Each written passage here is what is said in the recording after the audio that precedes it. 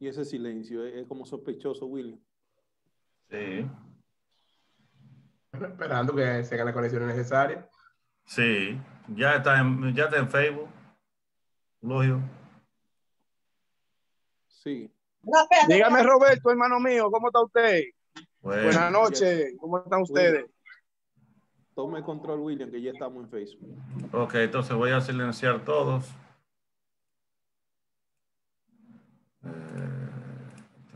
Entonces vamos a hacer a esta gente. Oh, caramba.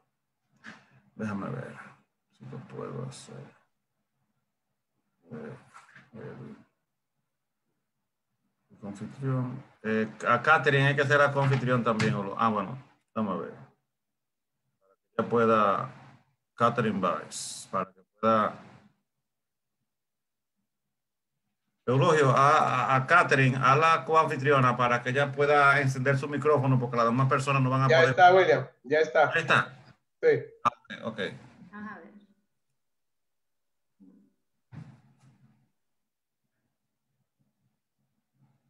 Los demás participantes en esta primera parte pueden apagar sus cámaras para que la conectividad sea mejor para todos.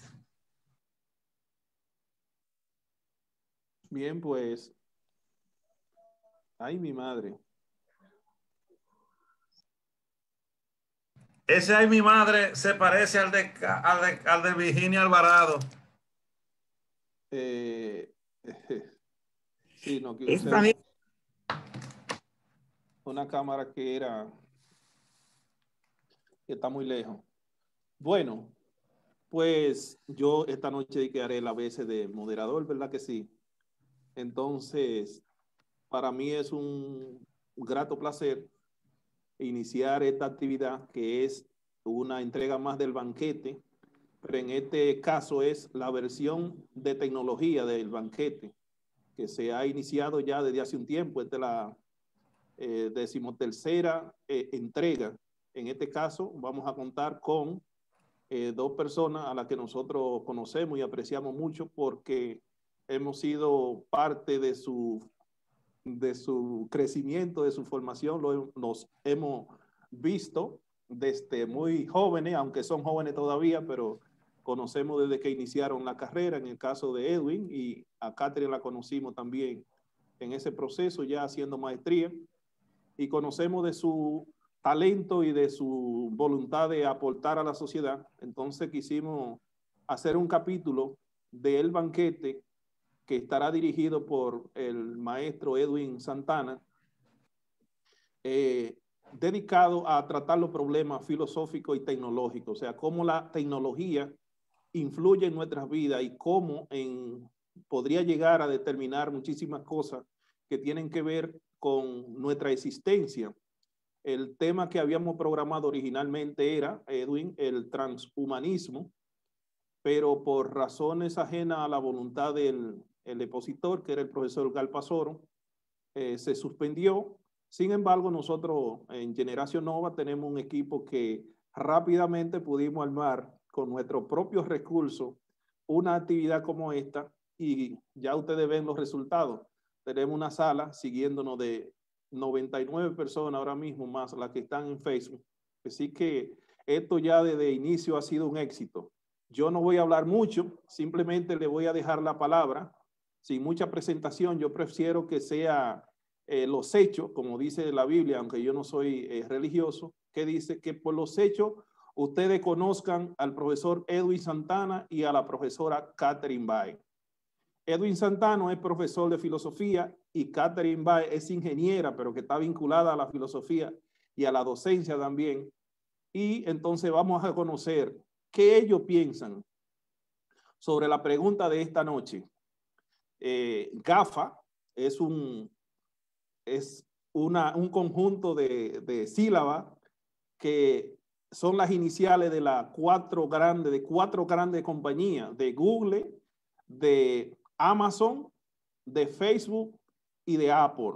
O sea, cómo inciden estas cuatro compañías, más otras que yo quisiera mencionar, en nuestras vidas.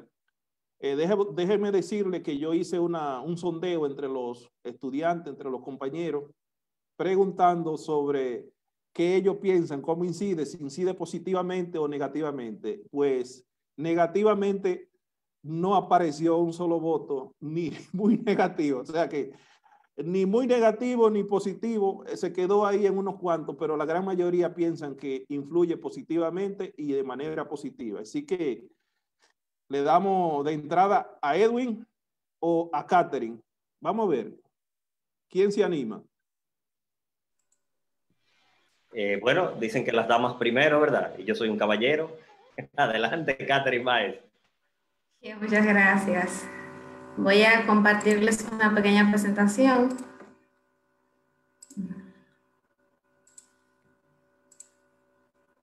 Muy bien. Entonces, yo, primero, gracias por la invitación en este encuentro. Estoy muy contenta por poder tener este espacio y compartir algunas ideas alrededor de la tecnología y su incidencia en nuestro comportamiento. Entonces, quisiera empezar primero acercándonos al concepto de tecnología. Bien que cada uno de nosotros podría definirlo de un modo distinto, pero creo que podemos llegar a un acuerdo cuando pensamos en la tecnología como un conocimiento científico que aplicamos para tratar de solucionar un problema, para darle una solución ya a un problema existente. Entonces, en la medida en que esa solución que podamos encontrar la podamos aplicar de manera general, global, en diferentes locaciones, pues vamos a tener una tecnología con mayor impacto. Entonces, decía el profesor Elogio al principio, que cuando hizo el sondeo, ve que las personas perciben siempre la tecnología como 100% positiva. Pero, ¿por qué? ¿Por qué tenemos esa sensación? Bueno, esa sensación viene dada muy probablemente porque la tecnología cuando llega para prometer un escenario mejor al que ya tenemos. Es decir, tenemos una problemática, estamos viviendo una situación y el avance tecnológico viene y nos propone un nuevo escenario, un escenario mejor. No perfecto, no una situación perfecta, pero sí un escenario mejor al que estamos viviendo. Y de ahí se derivan, de esa situación mejor, no perfecta, se derivan entonces otras nuevas problemáticas que debemos estudiar, acercarnos y darle solución. Es decir, que entramos en un constante evaluar, avanzar, proponer tecnologías y nuevamente evaluar esas nuevas problemáticas que van surgiendo. O sea, un ejemplo de estas problemáticas podemos decir que es la robótica.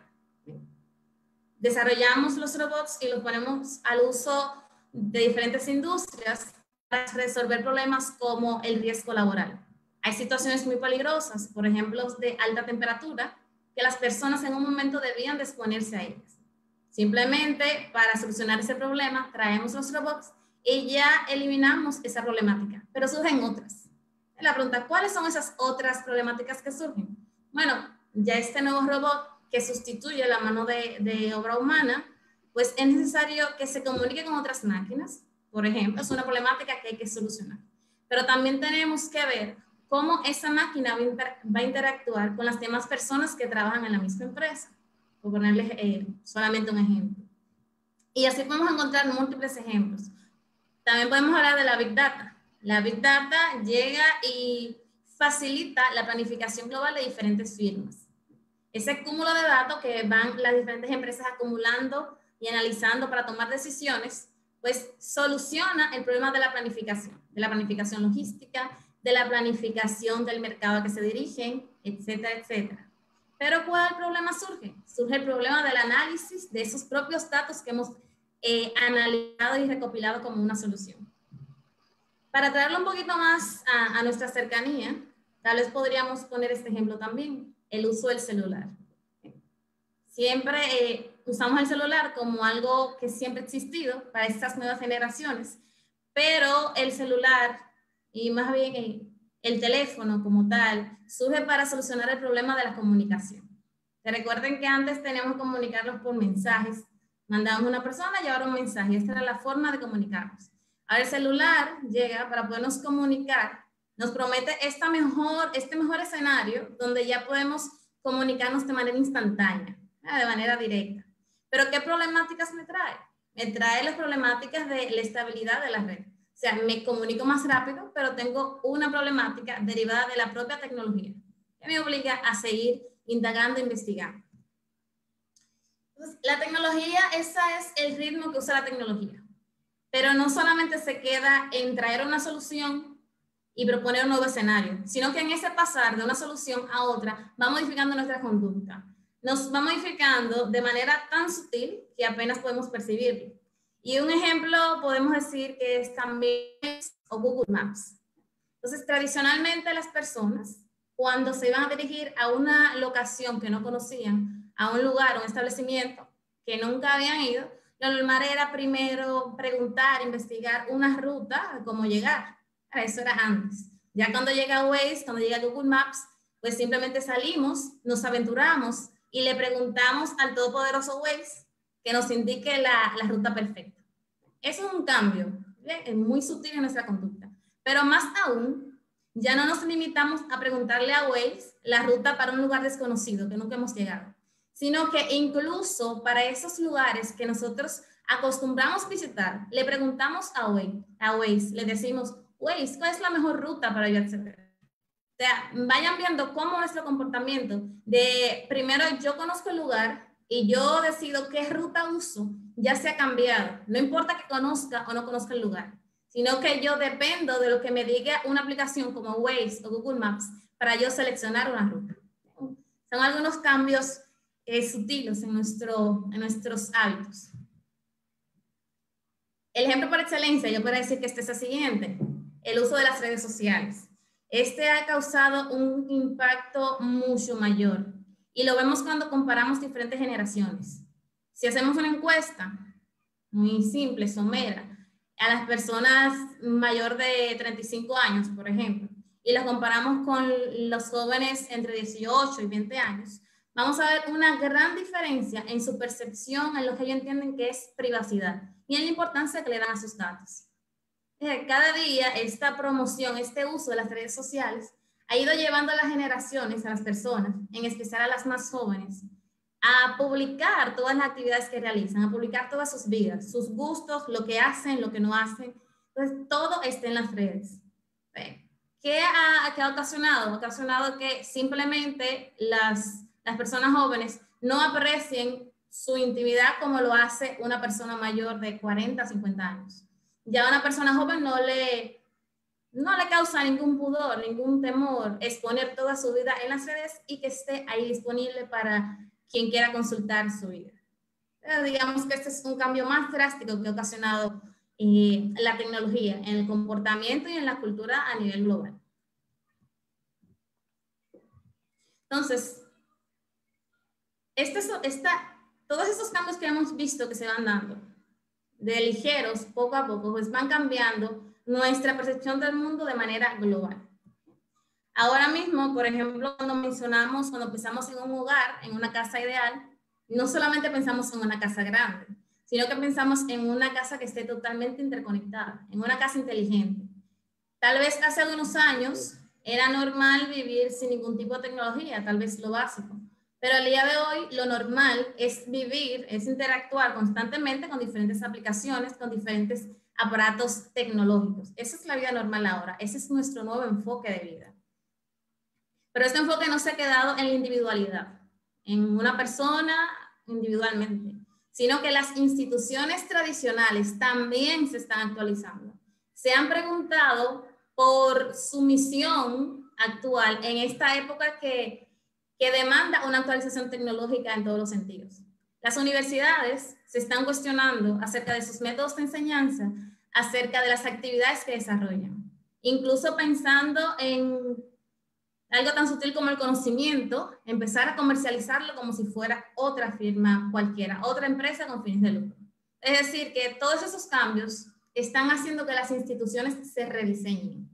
La pregunta está, ¿este rediseño va a estar a favor o en contra del desarrollo? ¿Va a estar a favor a promover las igualdades humanas o por el contrario va a promover las desigualdades? Creo que esa es la pregunta más importante que debemos de hacernos en este escenario. Entonces, de todo esto que hemos hablado, de la tecnología, de cómo se va desarrollando, de cómo va tomando parte en nuestros hábitos diarios, creo que podemos rescatar 3 aspectos importantes. Se puede decir que la digitalización es una tendencia, tendemos a digitalizar todos los procesos. Hacemos uso también de la Big Data, nos enfocamos en recopilar información para luego analizarla, y también hacemos uso y nos mantenemos en las académicas globales de conocimiento, en las agendas nacionales e internacionales, pues tenemos un enfoque a desarrollar la inteligencia artificial. Tenemos esa necesidad o ese interés de simular el cerebro, el funcionamiento del cerebro humano. Todo eso lo que nos ha llevado es a una tendencia hacia lo inteligente, a convertir los sistemas en sistemas smart. Entonces, por ejemplo, aquí les presento una imagen de ciudades inteligentes, que es un tema que está en discusión en las agendas académicas actualmente. Y fíjense cómo estamos hablando ahora no solamente de una universidad 4.0, no solamente de una casa inteligente, sino que estamos hablando de un transporte inteligente, de una salud inteligente, de un gobierno inteligente. Es decir, queremos smartizar todos los sistemas, queremos digitalizarlos. Entonces, toda esta tendencia obviamente tiene unas implicaciones. El asunto está en que debido a que la tecnología nos promete un escenario mejor, a veces no nos detenemos a pensar en las posibles implicaciones negativas que pueda tener el uso de las nuevas tecnologías en la cotidianidad, en la vida, en la sociedad global y hasta en el futuro. Entonces, algunas implicaciones que podemos mencionar rápidamente, que siempre están siempre que llega una tecnología, es la sustitución de la mano de obra humana por los robots, por decirles algo. También está un problema constante que se está también trabajando mucho, el problema de la seguridad y la privacidad de los datos. ¿Qué tanto podemos nosotros asegurar la privacidad de nuestros datos? Y en tercer lugar, la modificación del comportamiento social. Es decir, en estos momentos no somos capaces de dimensionar cómo va a cambiar o cómo se va a modificar nuestro comportamiento. Entonces, esos elementos quisiera analizar un poquito despacio, breve, pero despacio. Entonces, me voy a detener primero en la inteligencia artificial. Entonces, todos hemos escuchado un poco de inteligencia artificial.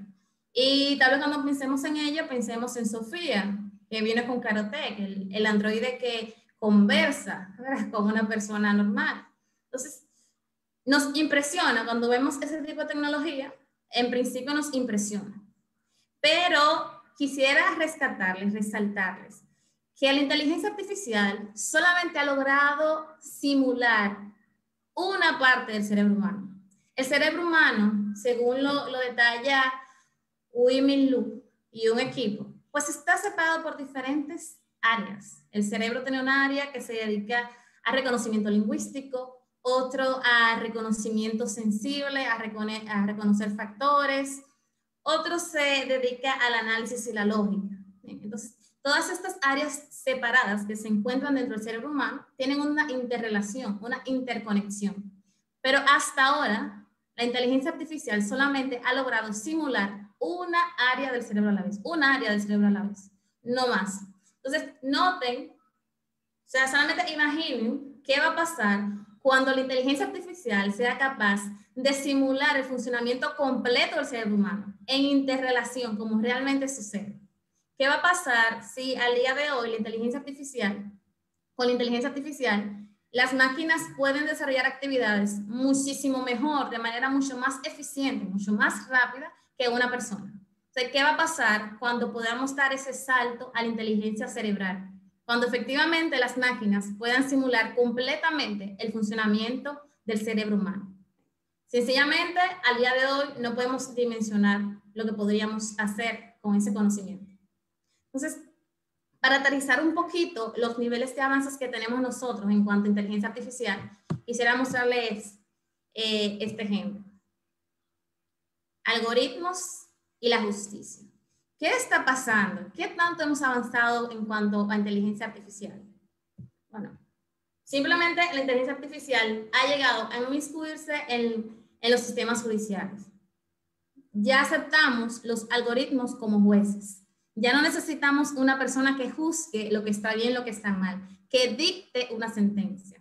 Simplemente ya tenemos diferentes algoritmos que son capaces de tomar decisiones aún mejor que una persona. Y de hecho ya están en uso. Por ejemplo, en Estados Unidos tenemos un algoritmo que se llama Compass, que es utilizado para dar diferentes sentencias judiciales. Pero ese mismo modelo lo tenemos en el Reino Unido, solamente que con una aplicación distinta, ya que en el Reino Unido se está más orientado a las multas de tránsito. Pero igualmente pasa en Estonia. En Estonia son un poquito más, digamos que más abarcadores, y lo que quieren hacer, están desarrollando un proyecto que no se van a limitar solamente a trabajar con jueces robots para que dictaminen veredictos de tránsito, sino que se van a encargar de dictaminar todos los juicios menores. Pero ¿por qué? ¿Por qué tenemos esa tendencia? Simplemente estamos dándole parte a los algoritmos porque los algoritmos son capaces de tomar mejores decisiones que los humanos. Esa es la sencilla razón por la cual nos estamos abocando a usar cada vez más los algoritmos, incluso para decisiones, para tomas de decisiones importantes judiciales en la vida de las personas. En este caso quisiera tal vez traerles un ejemplo un poquito más cercano, porque si no pasa en nuestro país, a veces lo vemos un poquito lejano. Pensamos, bueno, eso es allá en Estados Unidos, o eso es allá en Europa, otro mundo. Pues no, les digo que aquí también en República Dominicana estamos utilizando algoritmos para la decisión. Un ejemplo simple son los bancos. Los bancos, varios bancos de República Dominicana al día de hoy están utilizando algoritmos para tomar decisiones, para decidir si a un cliente se le aprueba o no un producto financiero. Eso está pasando al día de hoy. Tal vez ustedes hayan solicitado, alguno de ustedes, un familiar, un producto financiero a un banco y le piden que esperen unos minutos. Entonces, al cabo de unos minutos, le dan la respuesta, si le aprueban o no el producto financiero. Esos minutos, lo que pasó durante esos minutos, es que el algoritmo bancario hace una verificación de su perfil como consumidor, verifica su perfil de consumo, su perfil de ingresos, es decir, su perfil de confianza, y dictamina si se le puede o no a usted aprobar el producto que ha solicitado. Ya esa actividad no lo está haciendo una persona, lo están haciendo los algoritmos. Lo único que todavía en este país, por lo menos, en la mayoría de las entidades bancarias, sí se hace, digamos que, un chequeo final por un humano. Pero la decisión la toma primero el algoritmo. Entonces, les quise en este slide traer esta imagen de la derecha, ¿verdad? Porque siempre observo cuando las personas están usando las redes sociales, se sienten a veces muy a gusto y sienten que son clientes. Sienten que cuando están usando Facebook, realmente están usando un servicio que está hecho para que ellos se sientan bien, para que compartan con la comunidad. Pero no es así. La otra realidad, la realidad que está detrás de las redes sociales, es que las personas son el insumo de Facebook. No somos los clientes. Digamos que somos la materia prima que usa Facebook, que usa Amazon, que usa Google y muchas otras empresas similares. ¿Y por qué somos el insumo? Porque generamos constantemente datos que le interesan a diferentes compañías para poder ampliar su mercado de venta, para poder ampliar su alcance del cliente. Simplemente piensen cuando usan las redes sociales, ustedes van diciendo, simplemente con detenerse a mirar una fotografía en Facebook, ya les van diciendo a la máquina, dependiendo de dónde estén, se lo dicen a Facebook, o se lo dicen a Google, o se lo dicen a Amazon, que ese es su interés. Vamos a poner un ejemplo pequeño, simple, que creo que les ha pasado a todos. Entonces, a veces cuando se está navegando, por ejemplo, en Instagram, nos aparece un anuncio, una publicidad. Imaginen que puede ser de un automóvil. Si por error le damos clic a esa publicidad de automóvil, inmediatamente, en unos cuantos minutos o en unas cuantas horas, nos van a bombardear con publicidad de venta de automóviles. Eso pasó en Instagram. Pero si inmediatamente hacemos una búsqueda en Google, va a aparecer lo mismo. en las páginas que entremos nos van a bombardear con publicidad de carros, porque ya le dijimos al algoritmo que nos interesa comprar un automóvil. Ese es el uso de la Big Data. Entonces, que la información personal no está a salvo. Toda la información que colocamos en las diferentes plataformas digitales está siendo aprovechada por alguien que luego la utiliza para venderte a ti mismo un producto o un servicio. Otro ejemplo del uso de la Big Data es, y que no es muy positiva, es que limita la información a que cada individuo accede. Y es otra situación fácilmente de corroborar. ¿Bien? Según vamos haciendo búsquedas, imagínense en Google, que es uno de los buscadores más usados. Cuando hacemos búsquedas en Google, Google va haciendo un perfil de los intereses de información que tiene cada persona. Entonces, al cabo de un tiempo, cuando usted hace una búsqueda en Google, por ejemplo, busca mercados emergentes, le va a aparecer una lista de información que usted puede seleccionar y acceder. Pero cuando su compañero hace la misma búsqueda en Google, le va a aparecer una selección totalmente diferente. Le va a mostrar, sí, información de mercados emergentes, pero esa información va a ser distinta a la que se le muestra a usted.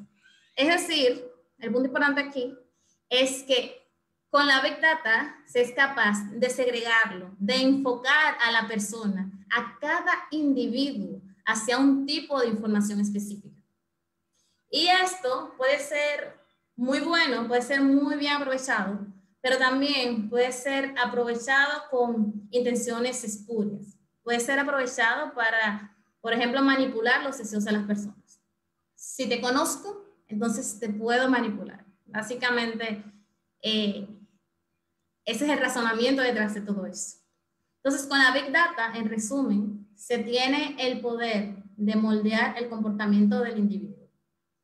Pero hasta ahí podemos pensar que el asunto no puede ser tan grave, no es tan complicado, porque a lo sumo van a manipular nuestro comportamiento de compra o de venta. Pero ¿qué pasa entonces cuando aparecen los gobiernos inteligentes? Ese es otro concepto que se está trabajando y se está desarrollando. Recordemos que los gobiernos tienen acceso a mucha información de su población. Tienen la plataforma ideal para que converjan los ciudadanos, para que converjan otros entes interesados como industrias que quieren vender sus productos o sus servicios. ¿Qué sucede entonces cuando el gobierno logra engañarse o manipularse o fusionar la información que tiene con las informaciones de consumo, el perfil de consumo que tiene una persona? ¿Qué puede pasar? Bueno, un ejemplo que les puedo traer de la vida real es que puede ser utilizado de manera muy negativa, pero también de manera positiva. Y es el caso de China. Es posible que algunos de ustedes hayan escuchado ya que en China se hace un uso masivo de reconocimiento facial. Entonces, el reconocimiento facial, una tecnología que es usado masivamente por el gobierno chino. ¿Pero para qué? La idea de esta tecnología es poder rastrear las actividades de cada individuo, de cada ciudadano de China, poder reconocer a qué comercio entra, poder ver cuáles son sus hábitos de consumo, poder ver en qué consume y en qué no consume. Pero también se está utilizando para intereses políticos. Vamos a ver qué ha pasado. Entonces, en China también se ha utilizado este poder para obligar a las personas a que estén de acuerdo con el Estado. Es decir, si somos capaces de ver qué tipo de información tú accedes en las redes, qué tipo de información te interesa, yo voy a poder ver si esas informaciones están acorde o en contra de lo que propone el sistema. Eso quiere decir que nos están sesgando, están cerrando nuestro alcance de visión, obligándonos solamente a mirar hacia una parte y a convertirnos en personas no críticas. Entonces, este sistema de China, para explicarles un poco, usa la tecnología y también utiliza un sistema de penalización y de premio. Pues, un ciudadano ideal pues va a ser premiado por el Estado. Por ejemplo, se le deducen impuestos, se le dan premios específicos, pero una persona que modela un perfil distinto al que quiere el Estado, se le penaliza. Pero se le penaliza a nivel que se violan sus derechos. Por ejemplo, se le puede obligar a no salir de una locación específica. Una especie de, por decirlo a modo de chiste, un toque de queda personalizado. ¿verdad? Edwin Santana, que no es un ciudadano ejemplar, no puede salir de San Cristóbal. Ahora, Catherine Báez, que es ese ejemplar, si ella sí puede salir, incluso tiene descuentos en los tickets de viaje. Eso nos va limitando.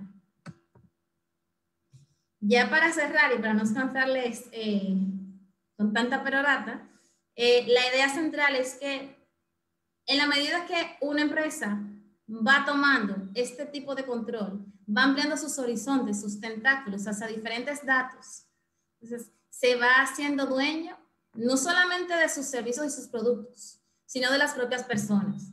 Es decir, si continuamos con esa tendencia desmedida, si no empezamos a regular el uso, recolección y manejo de datos, simplemente vamos a terminar dejando nuestros deseos y nuestras decisiones en manos de empresas tales como Amazon, Alibaba, Facebook, Google, etc. Eso es todo. Quería dejar solamente esa reflexión final. Excelente, Catherine, excelente. No me sorprendió porque sé del talento suyo, o sea que estamos muy contentos con todo lo que dejó. Sin embargo, para cuando le toque intervenir de nuevo, me gustaría que usted me diga una cosa, me responde una cosita que me llamó mucho la atención cuando te habla de los algoritmos que son capaces de tomar decisiones, mejores decisiones que los seres humanos. Entonces, a mí me surge la pregunta de qué es una buena decisión. ¿Qué es una buena decisión? Esa sería la pregunta mía. Entonces vamos a darle la oportunidad al maestro Edwin Santana para que continúe el desarrollo de la actividad y esperamos, Edwin, que usted no nos deje quedar mal, usted como hombre, porque Catherine hizo un trabajo excelente. Así que vamos a ver hasta dónde llegan los hombres aquí en términos de competencia intelectual. Démosle paso a Edwin.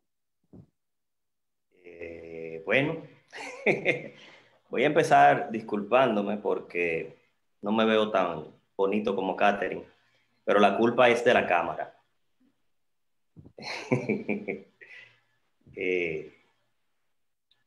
La cámara no está reflejando toda la belleza. Bueno, la disertación de Catherine Báez ha sido, tal como dice Eulogio, ¿no? Como se esperaba, de una ingeniera que en la actualidad está trabajando su doctorado en nuevos mercados, nuevas tecnologías, es decir, que está en contacto con los últimos avances científicos.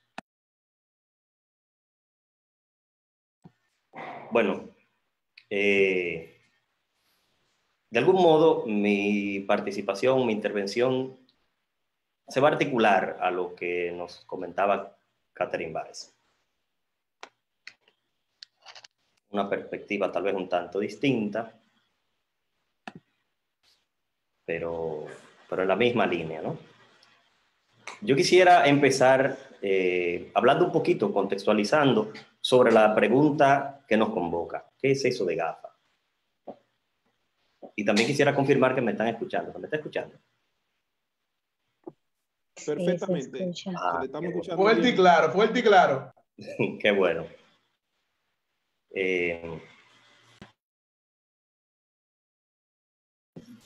Bueno, demos un segundito que este asunto dice que se está descargando. Vamos a resolver.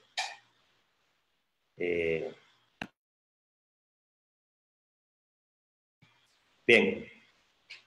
GAFA es un acrónimo, ¿no? Un acrónimo que nos habla de 4 empresas, que regularmente, recientemente encontramos una que se ha unido, ¿no? Le agregan la M. Como decía Eulogio al principio, son Google, Amazon, Facebook y Apple, y la M que se le agrega ahora de Microsoft, para no dejar a Microsoft y a Bill Gates fuera del paquete. De modo que, si ahora buscamos recientemente en Internet, más que GAFA, vamos a encontrar más fácil GAFAM. Estas empresas son los gigantes de la tecnología, de la información y la comunicación. Algunas de ellas extienden su poderío hacia otras áreas, hacia áreas científicas, como es el caso de Google y de Microsoft. Estas 5 empresas superpoderosas han alcanzado ese poder gracias a la vertiginosa proliferación de dispositivos tecnológicos, como decía Katherine Weiss, que nos acomodan la vida día a día. En la actualidad, se pueden hacer investigaciones con rigor científico, con una inusitada facilidad, gracias a Google, a sus formularios, tenemos experiencia con eso, así como gracias a su potente motor de búsqueda. De modo que no solo las personas comunes hacen uso de este buscador para acceder de manera sencilla a páginas y portales web, sino que investigadores, personas que hacen sus aportes al corpus de conocimiento humano, a la ciencia, también hacen uso de la herramienta. Además, Google nos ofrece la posibilidad de interconectar todos los electrodomésticos de nuestro hogar para ser controlados con nuestra voz desde un único dispositivo, ¿no? Con la domótica. Con Google Home, Hey Google. Amazon, por su lado, para ir en el mismo orden del acrónimo, se ha convertido en el mercado más cómodo de la historia. Se compra prácticamente cualquier cosa sin necesidad de moverte de tu asiento, de tu casa. Igual que Google, Amazon ofrece esa posibilidad de interconectar todos los electrodomésticos para ser controlados con nuestra voz, gracias a una señorita llamada Alexa y su dispositivo Echo. Facebook, cuando digo una señorita, es la voz que se escucha, ¿no? Es similar a Siri. Facebook, digamos más relajado, de un uso menos perentorio, como sitio web y como app, nos permite mantener un contacto constante con amigos, con familiares y hasta con desconocidos. Nos permite entonces ver qué hacen y dónde están a cada momento. Como corporación, Facebook también nos permite la comunicación directa y en tiempo real a través de sus distintas plataformas, porque Facebook es dueño de WhatsApp, dueño de Instagram, y también nos ofrece entretenimiento y mercado en algunas de sus aplicaciones. Apple, a través de unos dispositivos de alta gama, de un funcionamiento y una funcionalidad excepcionales, nos permite acceder no solo a esas características a través de sus dispositivos, sino que para muchos representa además un símbolo de estatus social y económico, porque sus productos están entre los más costosos. HomePod de Apple también nos permite acceder, a conectar, interconectar los dispositivos de nuestra casa y controlarlos a través de la voz, a través de nuestra voz. Finalmente, Microsoft, aunque tiene un servicio, ¿verdad?, de buscador como Google, llamado Bing, y muchos otros productos digitales de información y entretenimiento, no es tan popular en ese aspecto como sus competidores cercanos. Tal vez por eso no aparecía desde el principio en el acrónimo. No obstante, la mayoría de las computadoras que se usan en el mundo utilizan el sistema operativo de Microsoft. Además, entre otras cosas, Microsoft también incursiona en la acomodación en el hogar a través de un asistente llamada Cortana, la contraparte de Siri y de Alexa, que asiste a través de un dispositivo llamado Invoke, que sirve para lo mismo, ¿no? Controlar los dispositivos en nuestra casa solo con la voz. Estas empresas nos acomodan, nos ayudan. Son 5 empresas poderosas que con innovación, recolección de datos, como decía Katherine, geolocalización y la posibilidad de llegar a audiencias de forma segmentada, muy cómoda, muy segura, han conquistado el mundo de los negocios y han transformado la manera de hacerlo. GAFAM, las 5 empresas, por su capacidad de cobertura y por su infraestructura, así como por su importancia en aspectos relacionados con inversión publicitaria y esa recolección de datos, se ha convertido en el monstruo digital, un monstruo digital, en el monstruo digital que es en solo 4 años, que ha sido en los últimos 4, ya 5 años, pero en los últimos 4 anteriores cuadruplicó ese grupo sus ingresos. En el caso, por ejemplo, de la publicidad digital, en el caso de la publicidad digital, se me ha ido la cámara, ¿no? Durante el 2017 se estimó que la inversión creció en un 30% en relación con el año anterior. Y GAFAM de eso acaparó el 70%. ¿No? Bueno, pero aquí vienen los peros. Hasta ahí no hay nada de malo, ¿verdad? Vamos a ver si la cámara regresa. No, no quiere. Bueno, vamos a hablar de los datos que decía Carlos. Google es una empresa cuyo modelo de negocio se basa en analizar nuestros datos y ofrecernos entonces la publicidad que mejor encaja. Posee una gran cantidad de información sobre cada uno de nosotros, los usuarios. Y aquí vienen, ¿verdad?, los 3 tipos de datos principales que recoge Google. El comportamiento nuestro en Internet, con el uso que realizamos como usuarios del Internet, cuando se hacen búsquedas de Google, cuando se ven videos en YouTube o cuando se buscan ubicaciones a través de Google Maps. Con cualquiera de esos movimientos se está recogiendo información sobre los contenidos que buscamos, los videos que vemos, los sitios que visitamos, la ubicación, la dirección IP, porque saben un poquito de informática, saben, ¿no? Es como la cédula de cada dispositivo que se conecta a Internet.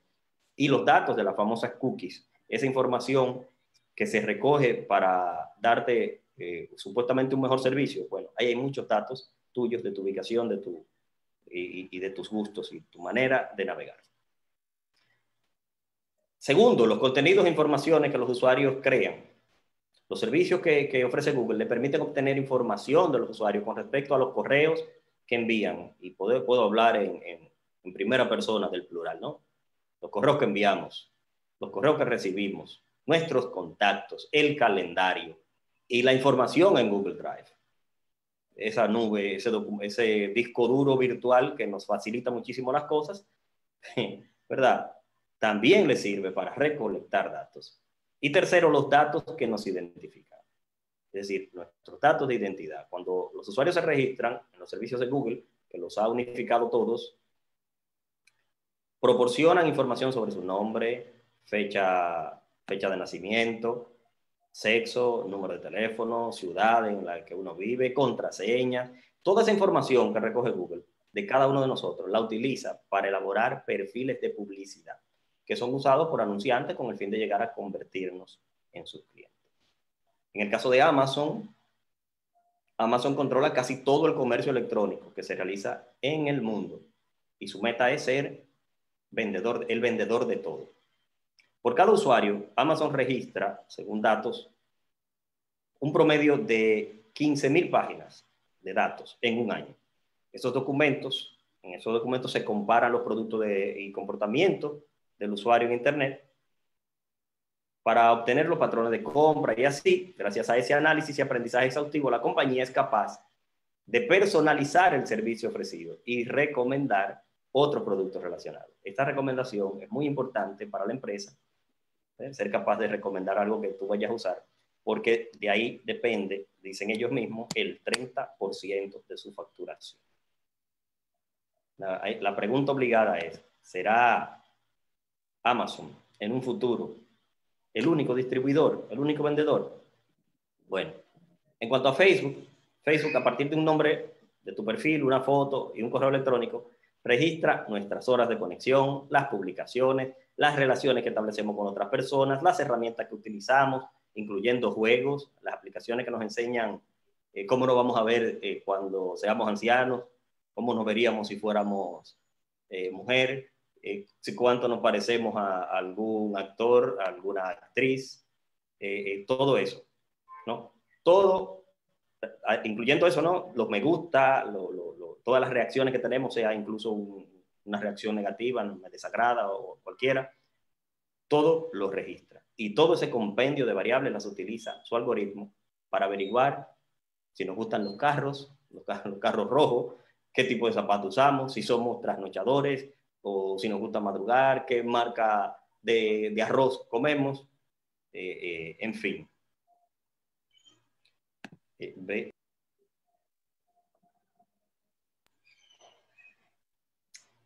En el caso de Apple ha dicho que los datos que se recolectan, no solo por ellos, sino por estas empresas, son vendidos a una serie de oscuros brokers, o sea, unos corredores de datos de terceros, de los que uno como cliente jamás ha oído hablar ni oirá. Aunque se puede asegurar, dicen ellos, que los datos son anónimos, pero el rastreo permite que intermediarios puedan cotejar esos datos con los recogidos en otras aplicaciones y esa información rastreada a través de diferentes aplicaciones, entonces se puede manchar y dar con la identidad de cada uno. Es decir, que no hay tal privacidad, ¿no? Según Apple, según la propia empresa, los intermediarios de datos recopilan regularmente y venden, licencian o divulgan a terceros la información personal de personas concretas con las que no tienen una relación directa.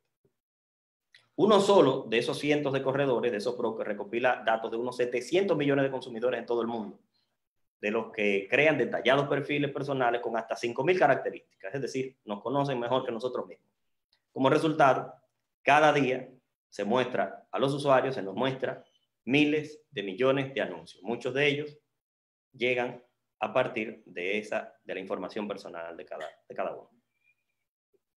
En el caso de Microsoft, finalmente, a través de sus distintos productos, Microsoft conoce tu nombre, tus datos de contacto, tu edad, tu género. Estoy hablando del sistema operativo Windows, que desde que uno abre la computadora lo está usando. Tu género, el país donde vive, tu ubicación específica vía GPS, el idioma que hablas, el número de tu tarjeta de crédito, tu contraseña, que no la divulga, ¿no? Porque su mercado, su negocio no es ese, ¿no?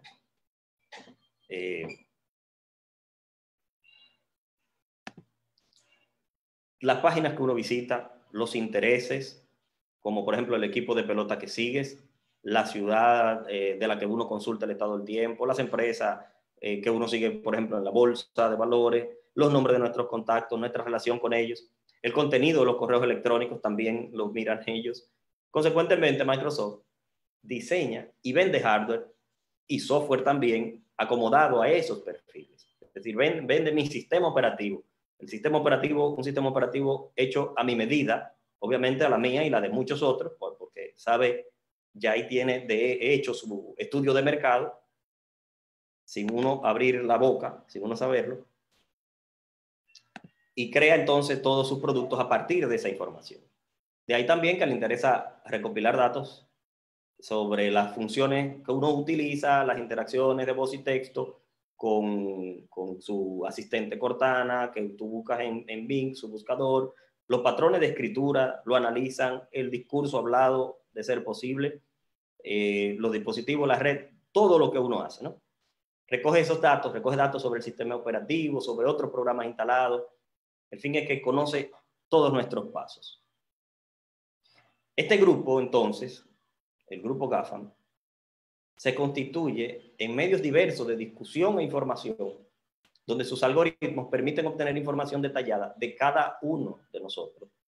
Y esa información que acabamos de decir ahora mismo, la convierten en mercancía. Para dar una idea, tan solo en este año se estima que generaron ganancias por encima de los 1.500 millones de dólares, donde el formato que más ganancias generó fue la publicidad en buscadores, que aporta el 34%. Ellos miden, analizan y predicen los comportamientos, los usos, la pauta de acceso. Ellos predicen qué vamos a hacer. Y así van entonces entendiendo la eficacia de sus productos, los evolucionan y proponen nuevas funcionalidades y servicios. Muy bien, ¿verdad? Hasta ahí. Pero ¿qué pasa? Que han entrado en nuestras casas, en nuestros dispositivos, conocen nuestros gustos, han cambiado la forma en que compramos, han transformado la manera en que nos relacionamos con nuestros amigos, han reescrito cómo nos comunicamos y han revolucionado la generación de contenido y la participación en la cultura y el conocimiento. Y ahí, ¿no? Digamos que viene un poquito la preocupación. Tal como decía Catherine, no hay privacidad, pero tampoco hay un aprecio por la privacidad. Google, por ejemplo, admitió en julio pasado que unos expertos del lenguaje, le llaman ellos, escuchan aproximadamente el 0,2% de las conversaciones de los usuarios, de la que se mantiene con su asistente virtual. Apple lo ha hecho también. Amazon, de hecho, ha sido demandado por eso. Tiene una demanda en Estados Unidos por grabar a menores. El fin es que ellos mismos, eso está bastante claro. Para concluir, entonces, ¿no? Sobre el bosquejo y presentar la parte preocupante, ¿no? Con esa irrupción, con esos avances de computadores cada vez más inteligentes, las tecnologías digitales han significado un desplazamiento de la primacía del ser humano como poseedor exclusivo de la capacidad de razonar de manera lógica, como decía Catherine, ¿verdad? En otras palabras. De paso, estos mismos avances han transformado la comprensión de la sociedad, pues es un hecho que la materia y la energía han pasado ahora a un segundo plano frente a la importancia que se le confiere a los datos y a la información, constituyéndose, como dice Galpar Soro, en el nuevo oro, el oro de la nueva generación. Esto se plantea así porque el Big Data, ese término que Catherine nos introdujo, que hace referencia a ese inusitado aumento del volumen de información que ha sido ocasionado por esa digitalización de los datos y el poder que implica también, ¿no? Su manejo y control. Esto ha significado una puerta abierta para la intromisión de estas grandes empresas en las esferas privadas de los individuos. Esas empresas comercializan con los datos de los usuarios al tener en sus manos la posibilidad, mediante algoritmos computacionales, de analizar, detectar e incluso anticipar el comportamiento, nuestro comportamiento, nuestras conductas económicas, las políticas, nuestras conductas sociales, nuestras conductas educativas y todos nuestros intereses. Para mayor comprensión, el Big Data, ese ingente volumen de datos que no puede ser manejado por la memoria humana y ni siquiera por una computadora común, pues para su manejo se requiere el uso de supercomputadoras. Ese Big Data, ese volumen, crece a cada segundo con cada acción que nosotros realizamos en las redes de Internet. Estemos nosotros plenamente conscientes de eso o no, estamos contribuyendo a ese crecimiento. Es decir, a través del uso de dispositivos electrónicos con conexión permanente u ocasional a las redes virtuales, se generan nuevos datos que pasan a engrosar ese volumen virtual del Big Data. Es decir, que cada vez que una persona hace uso de su celular, su tableta, su computadora, su televisor inteligente, su GPS en el carro, los artefactos conectados a través del Internet de las cosas, lo que están utilizándolo ya, están generando una serie de datos y compartiéndolo, la mayoría de las veces de manera inconsciente, a través de esas redes, a esos brokers que mencionaba hace un momento. A esos brokers y a esas compañías, ¿no? En sentido general. Ese proceso de contribución se complementa entonces con una cesión voluntaria de detalles privados, el problema de la privacidad. Esa cesión voluntaria tiene lugar cuando se hace uso, o sea, se manifiesta más plenamente cuando se hace uso de las redes sociales. La posibilidad de comercialización de esos datos con los que contribuimos al Big Data viene dada por el hecho de que se comparten detalles que pertenecen al ámbito de la intimidad, de la privacidad de los sujetos. Y a través de esos detalles se puede comprender, controlar y manipular la forma de actuar de las personas en temas que van desde lo más simple, como la elección de un juego online, un juego en línea u offline, para usarlo como pasatiempo, pasando hasta llegar, digamos, ¿no? Pasando por productos y servicios, acceso, software, hasta llegar a manipular la intención del voto en unas elecciones supuestamente democráticas, en la que está el juego, el destino político de un Estado. Ya conocemos el caso de Cambridge Analytica, ¿no? y Donald Trump y Facebook. De ahí que Byung-Chul Han, por ejemplo, uno de los filósofos que ha alzado la voz frente a la preocupación que genera esta nueva forma de negocio y esta nueva forma de comunicarnos, de conectarnos, de socializar, dice que el ser humano necesita de intimidad, de privacidad, y necesita ignorar cosas, ya que ese ignorar es lo que provoca la acción del pensamiento. Mientras que la transparencia, le llama él en La Sociedad de la Transparencia, un texto breve pero interesante, la transparencia provoca una degeneración del pensamiento, pues lo único que amerita la transparencia es de cálculo. De modo que la confianza ciega en los datos y la transparencia que caracterizan a la sociedad actual, ambas cosas, traen consigo grandes riesgos para la humanidad. Esta última vista a la humanidad como ese conjunto de sujetos sociales, racionales, pasionales, culturales y libres. Eso se manifiesta así porque la transparencia con relación a la otrora dimensión privada del sujeto viene dada y garantizada por una hipercomunicación, le llama Byung-Chul Han. que tiene lugar, yo le he llamado infoxicación, resituando un concepto de Alphonse Cornella. Esa hipercomunicación, esa infoxicación tiene lugar a través de las redes virtuales, del cibermundo, del Internet. Pues como ya hemos dicho, tanto Catherine como yo ahora, somos nosotros mismos como sujetos que nos encargamos de engrosar el volumen de la Big Data siempre que hacemos uso de los dispositivos interconectados. Y a través de un acto de desinhibición constante, terminamos abriéndonos y transparentándonos, exhibiéndonos y exponiéndonos a través de los medios virtuales, voluntaria y gustosamente.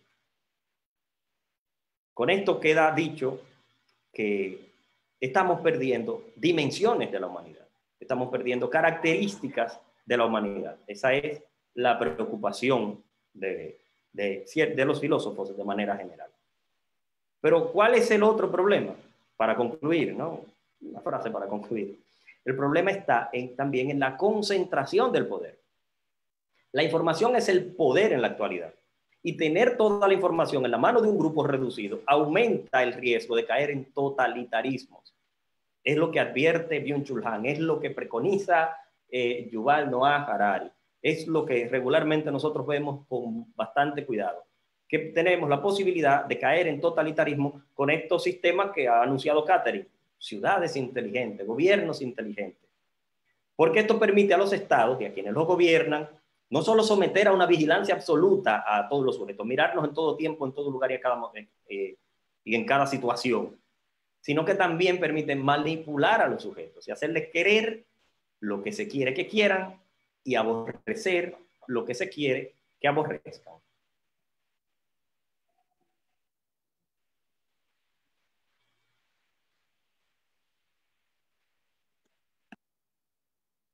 ¿Terminó ahí, Edwin? Sí, le escucho.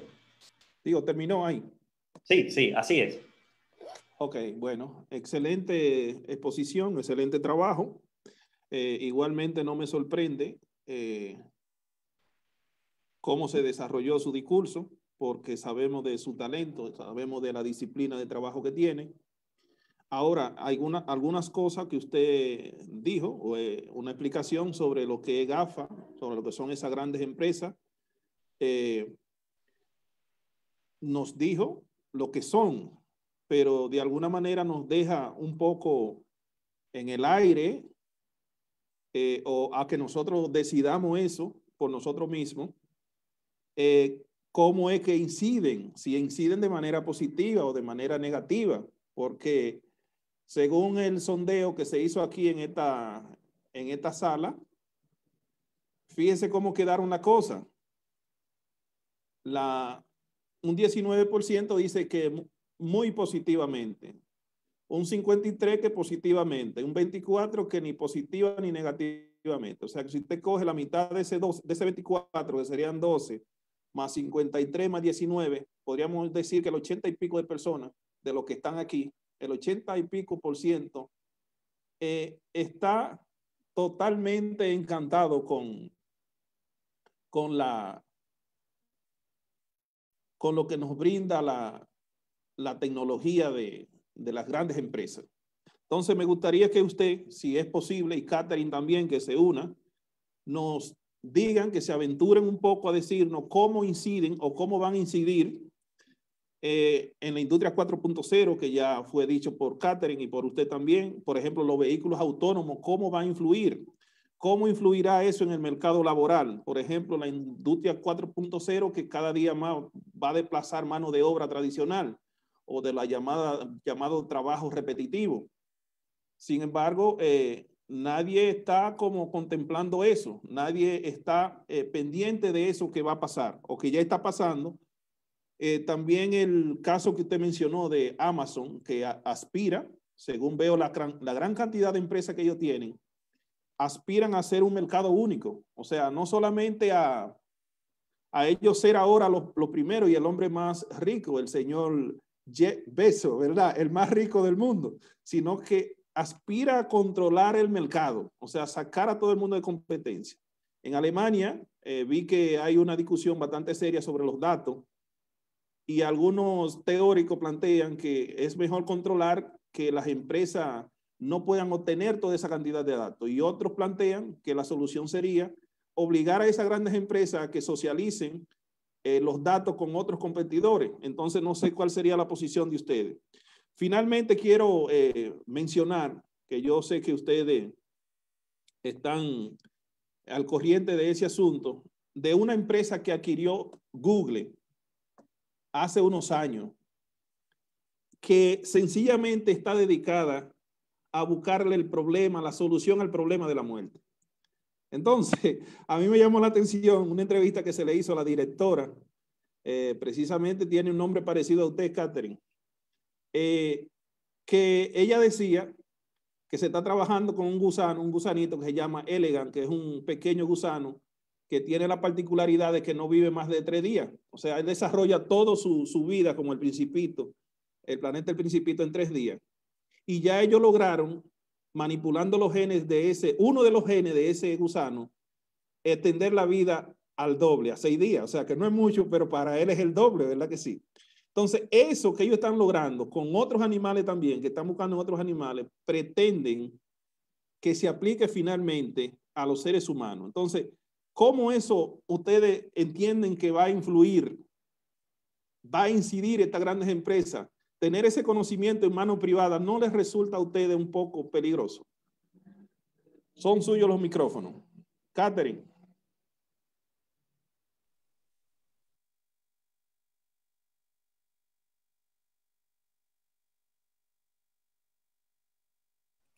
No se escucha, Catherine.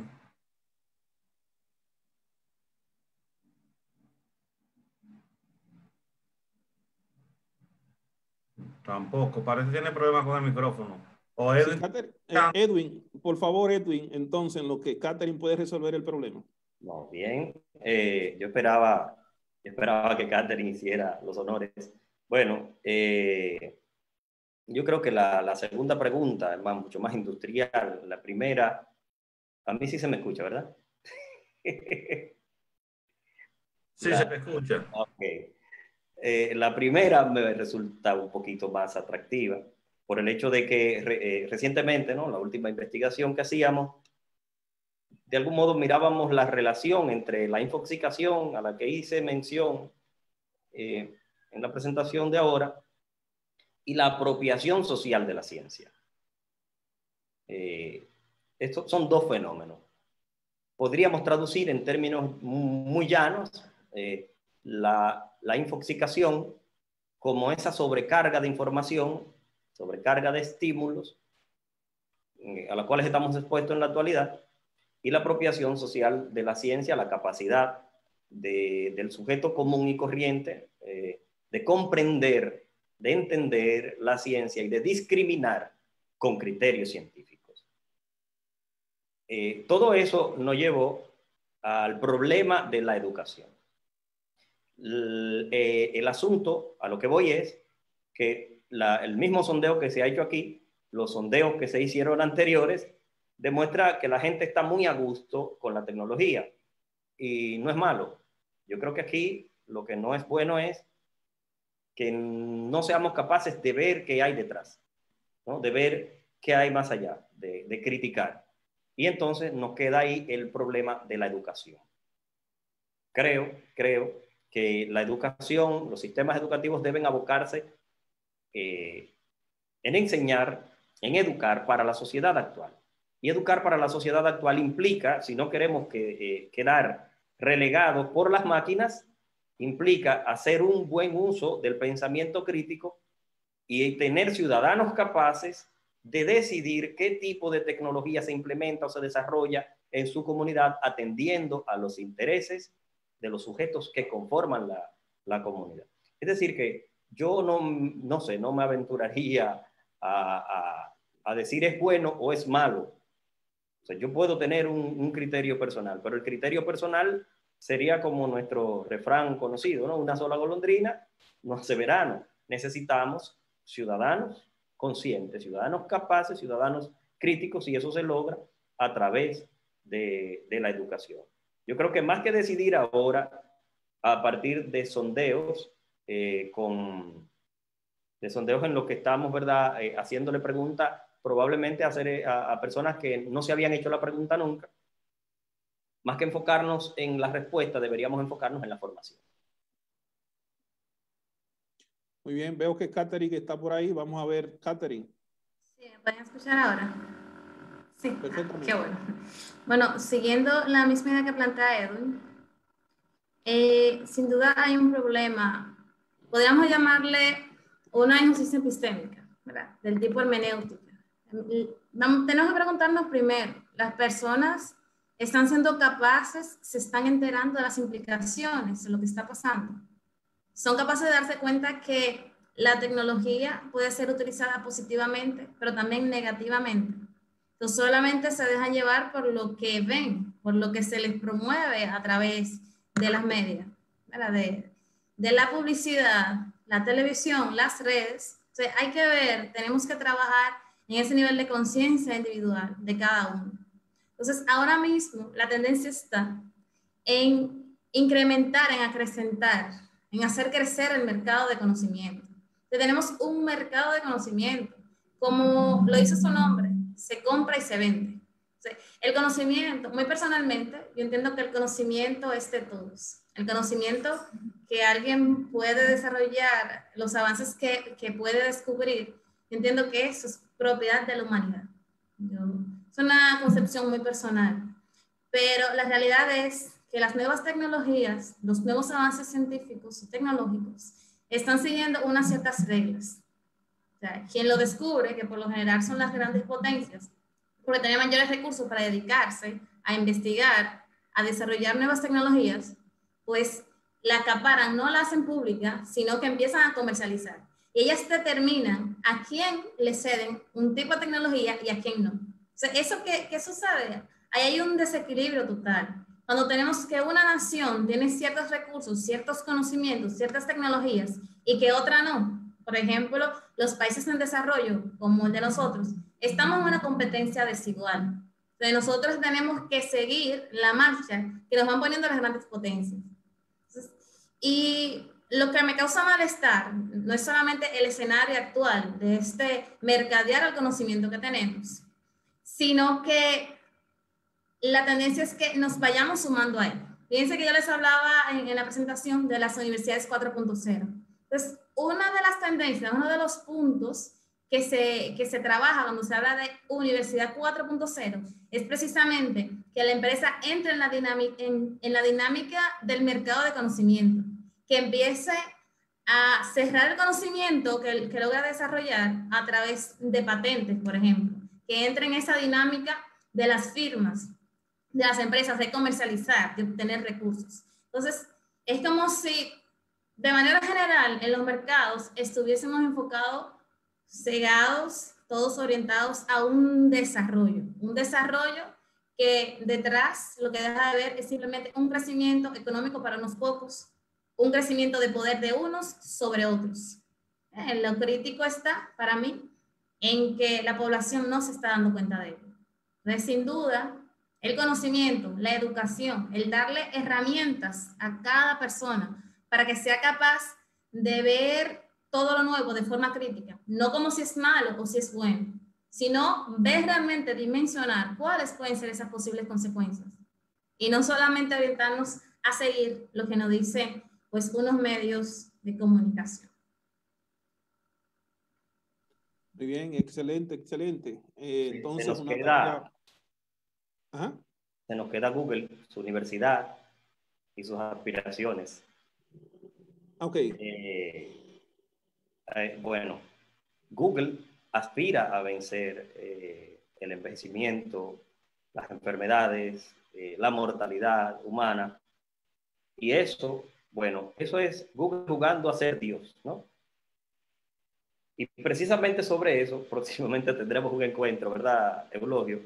Vamos a tener un banquete tecnológico con esa pregunta. Vamos a ver, me gustaría también dejar las expectativas sobre qué tanto se puede acercar Google a ser Dios, qué tanto podemos nosotros los seres humanos acercarnos a ser Dios. A mí me parece interesante los estudios hay que hacerlo, eso análisis, pero tendríamos que ver qué debate ético hay detrás de ese desarrollo. Y yo creo que nos tomaría un tiempecito bastante, bastante interesante si entramos en esa discusión ahora. Yo bien, lo que pues. sé es eso. Con esa investigación estamos jugando a ser dioses. Muy bien, interesante, interesante para un próximo tema. Entonces vamos a darle la oportunidad a unos cuantos de nuestros participantes que tienen la mano levantada. Vamos a coger por lo menos 8 o 10 minutos para cerrar, que yo creo que ha sido excelente el trabajo que ustedes han hecho. Y ya usted sabe, tiene que invitarse usted mismo luego e invitar a Catherine de nuevo porque ha hecho un excelente trabajo. Vamos a darle la oportunidad entonces a Nicolás Rodríguez, que supongo que es hijo del que era cardenal nuestro, ¿verdad? Que era Nicolás López Rodríguez. Jesús López Rodríguez. Vamos a escuchar. Nicolás, te escuchamos. ¿Se me escucha? Sí, perfecto. Ok, perfecto. Muy interesante el tema de hoy. Y ciertamente a mí particularmente me llamó mucho la atención dos cosas. La primera, se estaba hablando sobre el conocimiento y el poder. Y si nosotros vemos, incluso hasta en las películas, y es algo que también hoy día se da en todos los países, es importante, es increíble ver el interés y la importancia que tiene la información para las personas que tienen un alto rango o las personas que tienen un alto control, como por ejemplo en este caso, las personas que tienen mayor poder en los países son su propio gobernante. Y es importante para ellos la información sobre qué hacen todas las personas que están por debajo, desde los funcionarios hasta llegar a las personas que no tienen ningún cargo, que no trabaja, que no estudia. Y una de las cosas que también hablaba, creo que Catherine, si no mal recuerdo, sobre el sistema. No solamente limitarse a eso que nos dicen los medios de comunicación, sino que de cierta manera, al ellos tener ese control de información, pues nos limitan y nos quitan un poco el pensamiento crítico. Por eso muchas veces nosotros como personas, habemos mucho que quizás nos criticamos y vemos por qué las cosas son como son, pero hay otras personas que no, que simplemente las cosas pasan, muchas personas viven desapercibidas, no saben, por ejemplo, ni conocen lo que hacen este tipo de programas, este tipo de tecnologías, no saben todo lo que hay detrás, toda esa información, toda esa búsqueda, ese mercado, ese negocio, y simplemente son muy consumidores de todos los recursos, programas y todo lo que le ofrece esta plataforma. Entonces, de cierta manera, limitan el pensamiento crítico y tienen a uno como más cerrado en esa parte. Entonces, los países hoy, incluso si lo vemos, en muchas instituciones también se ve incluso hasta casos de asesinato, casos de homicidio y de muchísimas cosas terribles. Y si nos vamos a ver el factor, ¿por qué fue? Porque fulano sabía algo que no podía saber fulanito y por ahí se va.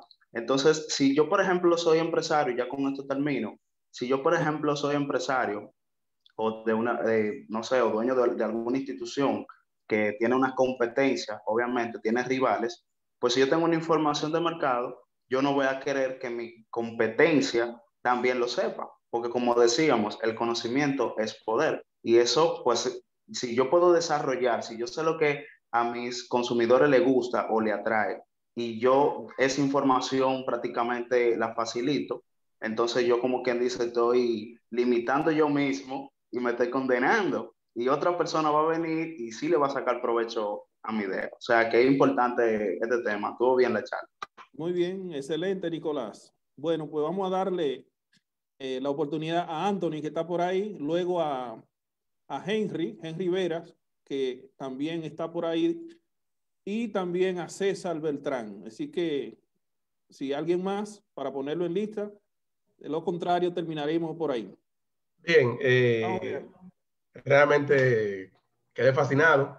La visión que el panelista y la panelista manejaron fue muy amplia, bastante amplia realmente y muy provechosa. Yo espero que este sea el inicio de más conferencias sobre ese estilo. La pregunta es, ¿cuáles serían las consecuencias justamente de que en los estados democráticos como Occidente y en el caso de América Latina se aplica la Big Data. Eso es una. Y la otra, si Google o Silicon Valley, lo que están trabajando en descubrir la fórmula de la inmortalidad, o sea, en que el ser humano no muera, ¿quiénes tendrán acceso a la vida eterna? ¿Es para todos o es para un grupo privilegiado? Está bien, para todo, es para todo. Como dijo Catherine, el conocimiento es para el mundo, es del mundo. Ellos son bueno, así. Harari no dice eso. Harari Bueno, dice que si se lograra descubrir la fórmula o que se pudiera extender más, pues quien tenga una cuenta de banco bien jugosa podrá disfrutar de eso. Bien, Exactamente. vamos a darle... Esa es la preocupación realmente. Edwin, vamos a escucharlo a todos y entonces entramos con las respuestas. Vamos a ver, Henry. Maestro, ¿puede abrir el micrófono? Sí, buenas noches. Mi nombre es Henry Vera Fernández. Les felicito enormemente por las grandes informaciones que nos brindaron y que muchos desconocemos. Como decía una vez María Teresa de Calcuta, que el mundo va como vamos es porque estamos distraídos. Es decir, no estamos en lo que tenemos que estar. Me explico. Por ejemplo, en el caso que el expositor dice que juegan a ser Dios, es cierto, ellos no están lejos. ¿Por qué? Porque incluso están jugando hasta con la naturaleza.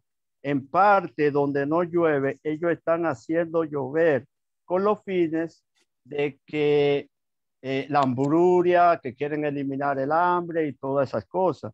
Igual que con la moneda virtual también, el Bitcoin, que muchos desconocen, y poco a poco nos van a ir quitando nuestras libertades, ofreciéndonos, como dijeron los expositores, muchas facilidades y pintándonos todo bonito. Mi pregunta acá es, ¿cómo podemos evitar o luchar con ese poder económico tan grande que tienen esas personas? ¿Cómo lo podemos hacer?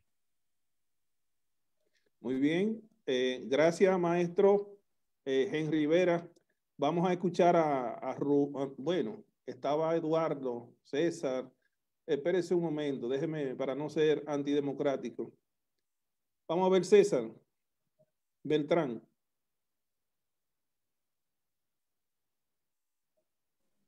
Micrófono, actívelo. Buenas noches a los compañeros y profesores, primeramente. Muy buena exposición que lo hizo abrir ciertamente algunos la mente más allá de los beneficios que trae ese tipo de aplicaciones y apps. Pero yo básicamente no quiero abundar sobre las aplicaciones que ciertamente lo controlan porque abundaron mucho el tema. Solamente un tema que me llamó mucho la atención y esta pregunta va para el profesor Eugenio de ética. Si la inteligencia artificial llega a tal modo de la mente humana, ¿quién va a poner los parámetros de la ética y la moral a ellos? Porque ellos ciertamente van a llegar a un tipo de inteligencia similar a la de un humano. Entonces serían un tipo de comunidad. Entonces eso es, ciertamente para mí es un peligro. ¿Y quién va a determinar la moral y la ética de esa inteligencia artificial? Esa es mi gran duda, porque se convertiría, o sea, si alguien es un ser racional, como usted lo dice en la clase, ya puede tomar decisiones por sí mismo y Muy puede bien. ver lo que es bueno y malo. Esa es mi pregunta para usted, profesor. Sí, no. Edwin, anote ahí, Edwin, porque vamos a tener que hacer un tema sobre eso especialmente. Bien, vamos a escuchar. Edwin, ¿usted quiere responder ahí? Y Catherine quiere responder hasta aquí. Y esperamos entonces. Vamos a escucharlos a todos y así. A todos, a todos. Sí. Entonces, vámonos con Rudelki. Vamos a escucharla. Abre el micrófono, por favor. Bueno, yo, en mi opinión, yo diría que las redes sociales son muy prácticas, en realidad. Son muy prácticas, no hacen comunicarnos con las otras personas y todo. Pero también trae muchísimos problemas. que por eso ha habido mucho problema en la sociedad en realidad. Problemas de pareja, problemas de amigos también, porque hay amigos que envidian a las otras personas y le hacen maldad por ahí, publican fotos y vainas, que en realidad, si uno se pone a pensar, uno le afecta en realidad, porque eso no se va de las redes sociales, eso se queda. Y con el tiempo, hasta los hijos de uno crecen y pueden ver todo eso en realidad. También en la pareja ha habido mucho conflicto con eso, porque a veces no se despegan de un teléfono, solamente quieren estar ahí y ya uno no puede ni cenar tranquilo porque las personas solo quieren estar en los celulares, ya no hay sociedad en realidad. Uno dice de que hay sociedad, no hay en realidad. La gente a veces la pasa más en la tecnología que otra cosa. Muy bien, Y excelente. eso, sí.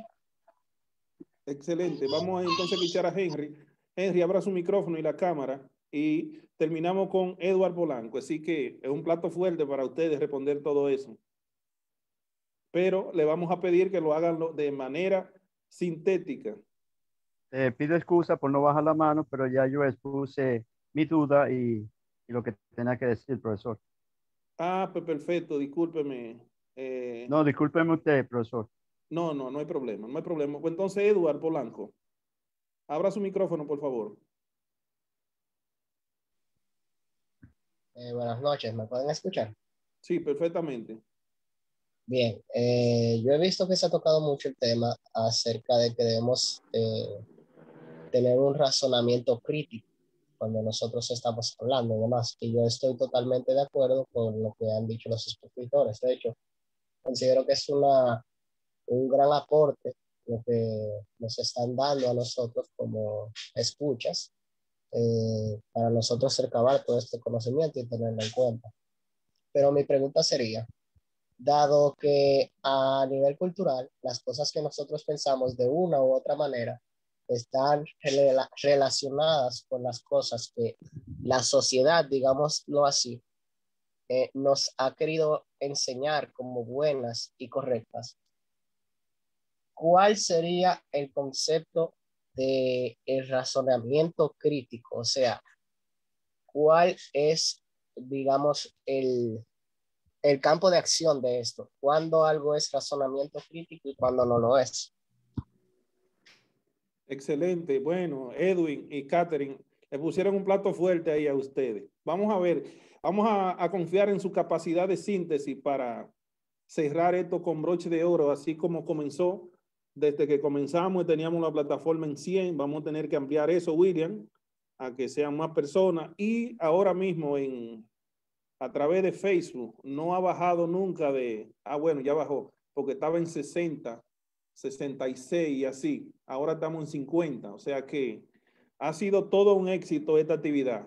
Y asimismo queremos cerrar de manera exitosa con la respuesta que ustedes le van a dar de la manera más sintética posible. Yo sé que ustedes son capaces de eso, así que adelante Catherine, adelante Edwin.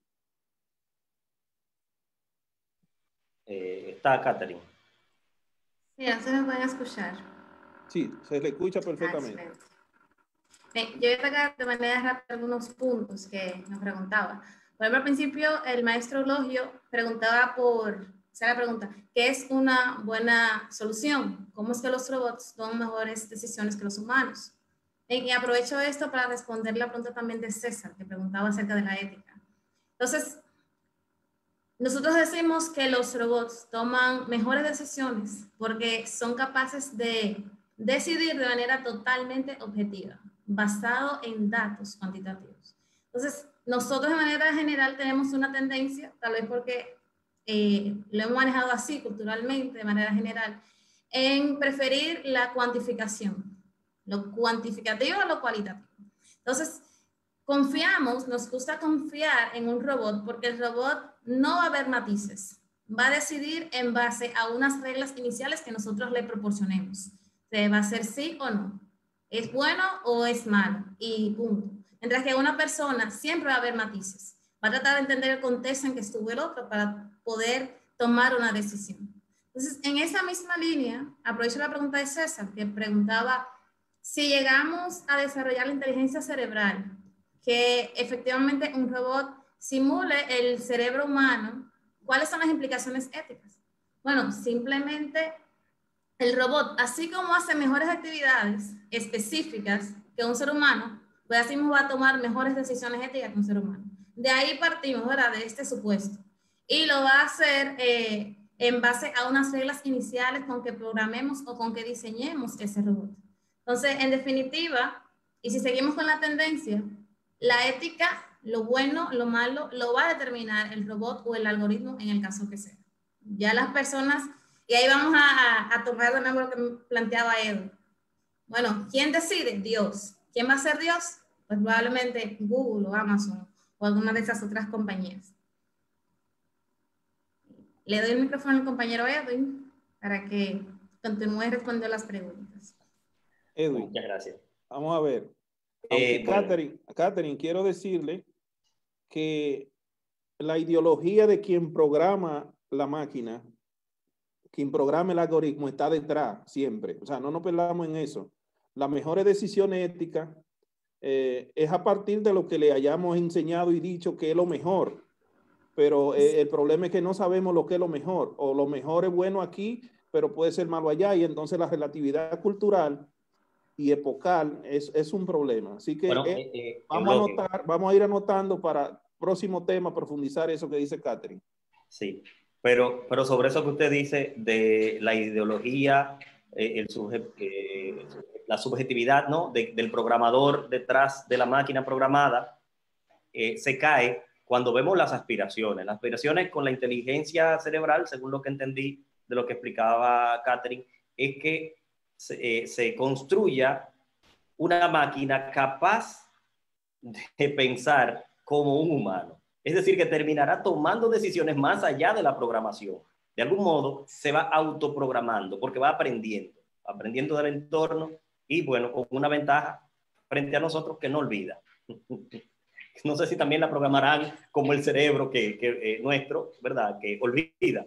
Pero ahí está entonces el problema de que se podría eliminar, pero estamos suponiendo.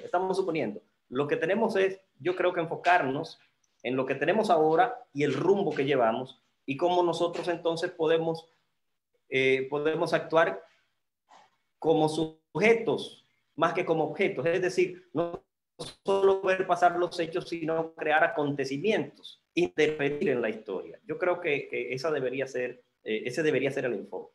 Voy a responder a las preguntas en la medida en que Anthony nos pregunta cuáles serían las consecuencias de aplicar Big Data en Latinoamérica, las que están sucediendo ahora, porque la Big Data se está aplicando en Latinoamérica. Es decir, nosotros estamos ahora mismo comunicándonos a través de medios virtuales y estamos engrosando la Big Data. Nosotros hemos proporcionado nuestros datos para poder ingresar a esta reunión de Zoom. Eso se está aplicando. Ahora, los niveles de manejo todavía se maneja, no se explota todo su potencial, tal vez por nuestra cultura occidental, que ya vemos lo que está pasando en China con el manejo de las informaciones privadas, pero sí estamos contribuyendo y se está analizando la Big Data con datos nuestros de América y América Latina. Maestro, en este punto, maestro, hago referencia a lo que dice Buchuhan justamente sobre la aplicación de la Big Data en Asia. O sea, cómo se aplica, que no hay esa individualidad del sujeto y que el Estado tiene el control de todo. O sea, en esa magnitud, si se aplica en Latinoamérica, ¿cómo sería? O sea, es la idea. Gracias. Ahora entiendo. Bueno, a eso es lo que le llaman ellos la vigilancia absoluta, ¿no?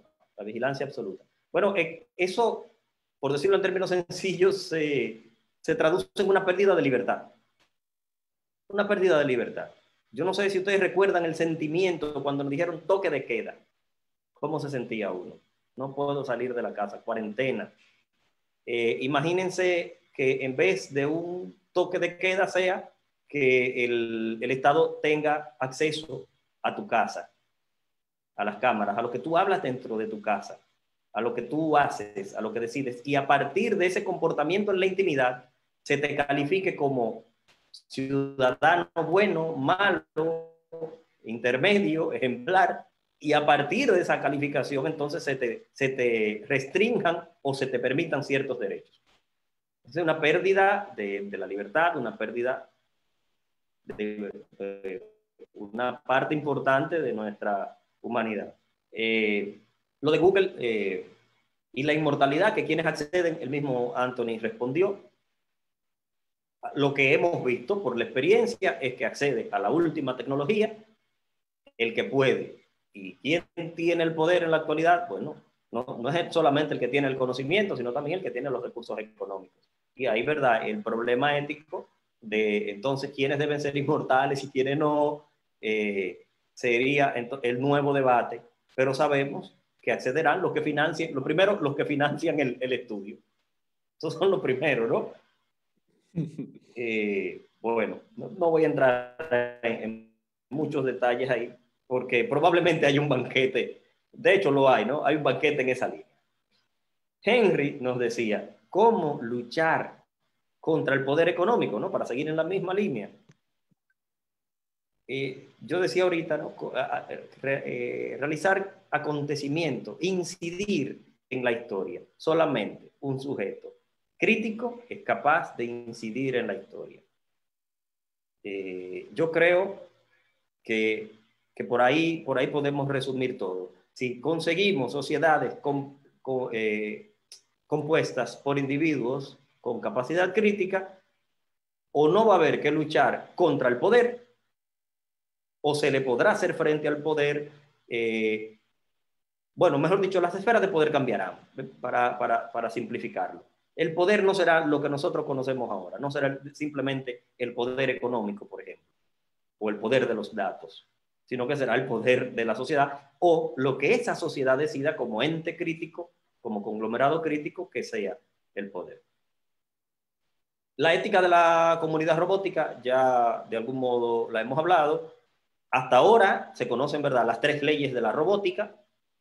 Las 3 leyes de la robótica rigen la ética de la robótica que conocemos. Pero es que estamos en medio de una revolución industrial, de una revolución científica. Es decir, que nosotros estamos abocándonos a avances que probablemente no somos capaces de previsualizar. Entonces, esa por lo menos sabemos que se va a regir o se debe regir por esas 3 leyes de la robótica. Una de ellas incluye no agredir a un ser humano, no hacerle daño a un ser humano. Rudelkis hacía referencia a la convivencia. Ciertamente, las redes, el Internet, esta nueva forma de intercomunicación incide directamente en la forma de convivencia.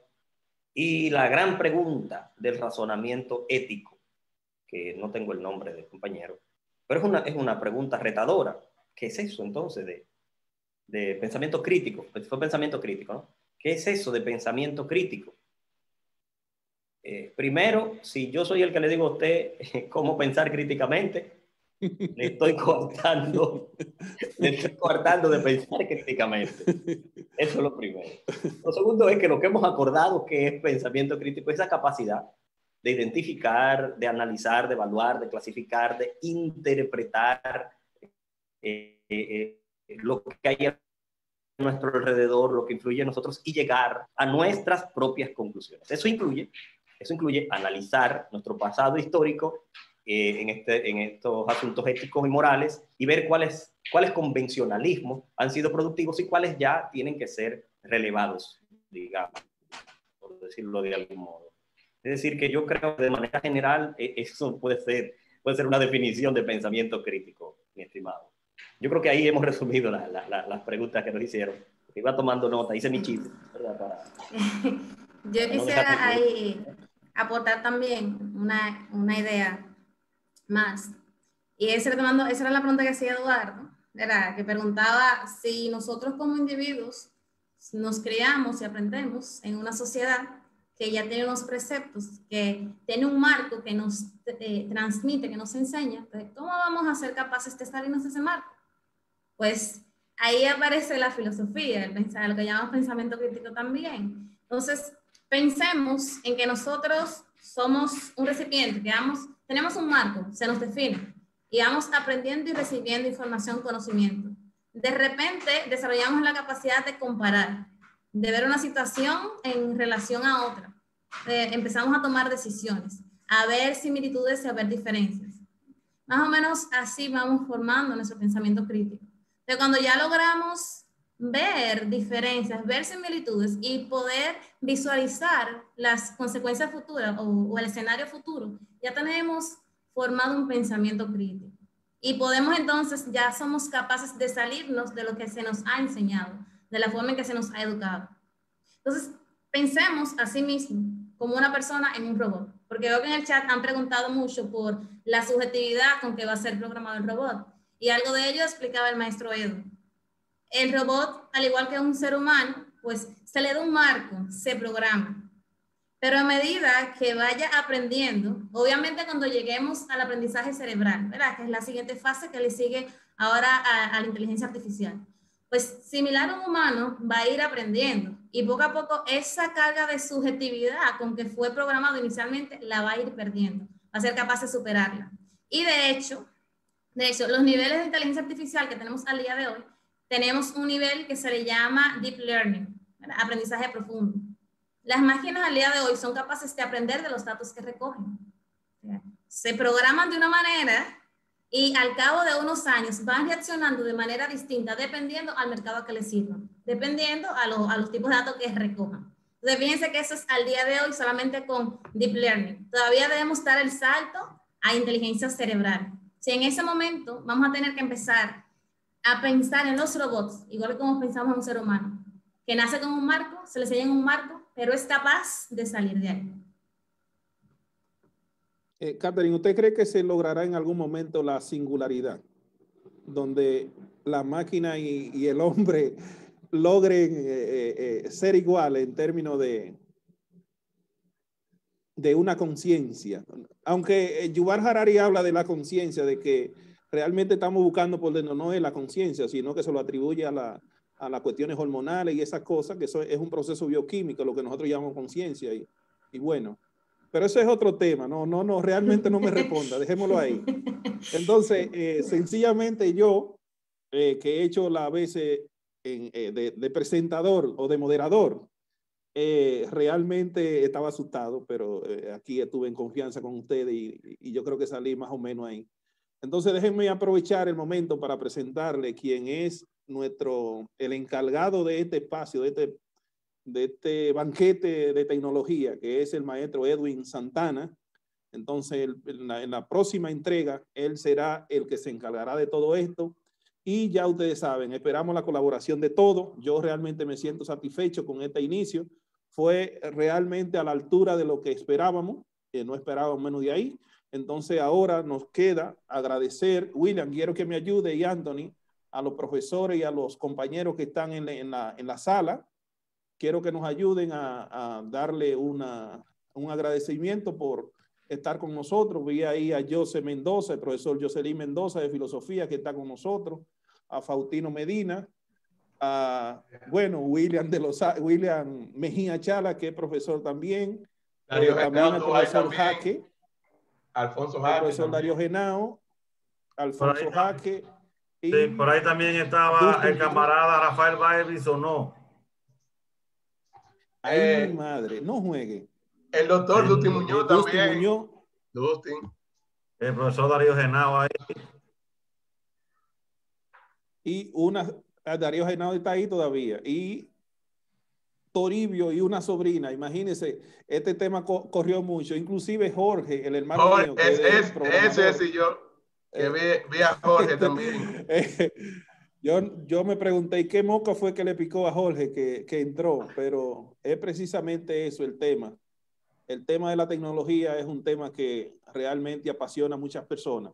Entonces, señores, Edwin y Catherine, les agradecemos profundamente la entrega que hicieron. Si tienen algunas palabras finales, este es el momento de decirla para que cerremos con broche de oro.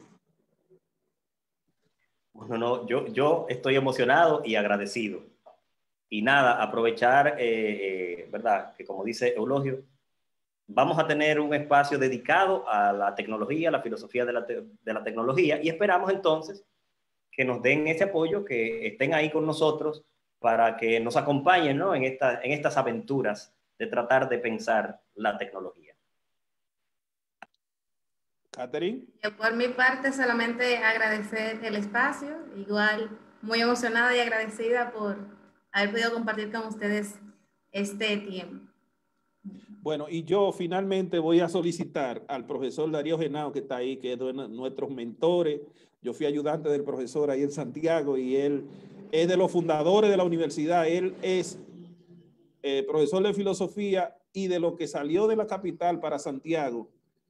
Y ese gran centro que está en Santiago, yo le puedo decir con toda seguridad que la mayor parte se le debe a él, que está ahí, que tuvo la inteligencia de en un momento juntar a los 3 candidatos a la presidencia que estaban, que tenían posibilidades: Leonel Fernández, Jacinto Peinado y Peña Gómez. ¿Fue Peña Gómez, verdad, profesor?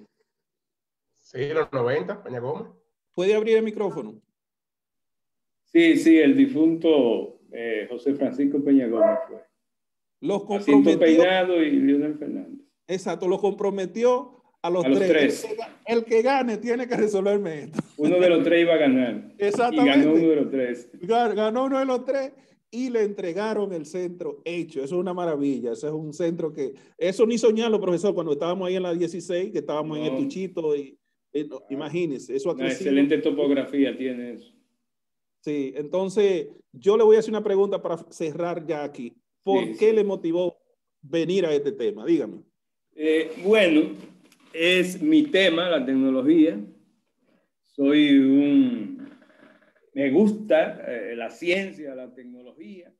Con relación a la tecnología, cuando se inició la pandemia, sobre la resistencia a la necesidad de usar esta tecnología, muchas críticas. Yo siempre he dicho, bueno, la tecnología es resultado de nosotros, los seres humanos.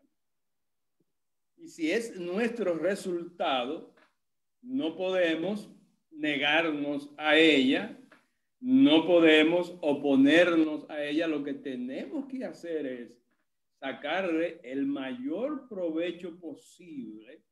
Sobre todo, estoy de acuerdo con los expositores en el sentido de que aquí lo importante es desarrollar la educación y sobre todo el pensamiento crítico y convertir a los seres humanos en sujetos de su propia historia, como diríamos, ¿verdad? Y en esa línea, ver en qué momento podemos propiciar el cambio radical, porque es importante decir, los que son más jóvenes, que no conocen Eulogio, ¿verdad? Aquellas teorías que todavía hoy algunos las reniegan, las descartan, pero en el capitalismo salvaje, como se ha dicho, el conocimiento, la tecnología es un bien de mercado.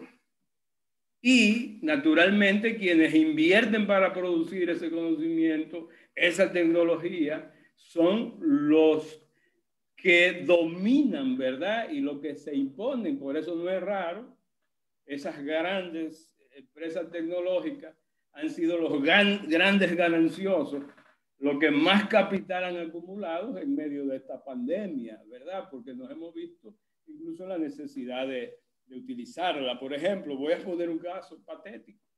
Yo me resistí a Zoom. Cuando inició la pandemia, yo usé Skype, usé WhatsApp, usé Google Classroom, combiné, pero me resistía a Zoom. ¿Pero qué pasa?